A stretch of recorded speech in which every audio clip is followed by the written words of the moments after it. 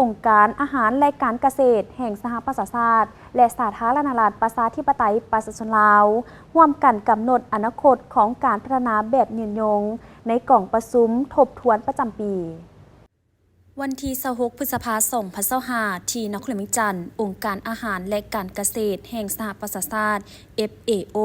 และรัฐบาลลาวได้ร่วมกันจัดกล่องประชุมทบทวนและวางแผนประจำปีเพื่อจัดตั้งปฏิบัติแผนงานการร่วมมือครั้งที่ 7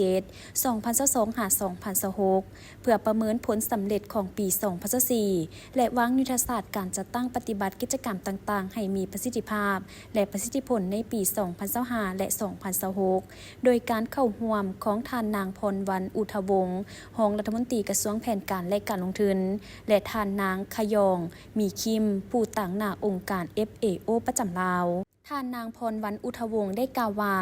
การเต้าโฮมกันในครั้งนี้มีความสำคัญอย่างยิ่งเพราะพวกเขาจะประเมินผลสำเร็จของปีที่ 3 ของโครงการร่วมมือที่ 7 ระหว่างรัฐบาลลาวและองค์การ FAO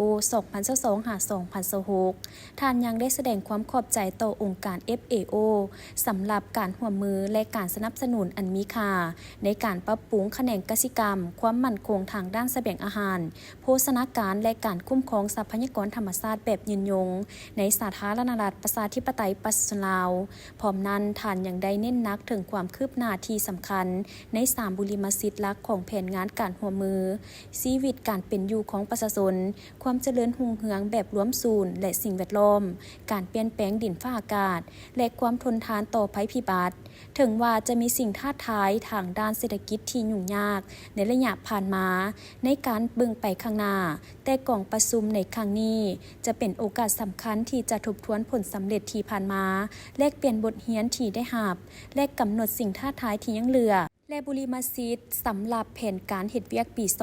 2025 โอกาสนี้ท่านนางขยองมีคิมได้กล่าวย่องยอชมเชยผลสำเร็จที่สำคัญในแขนงกสิกรรมในซุมปีที่ผ่านมา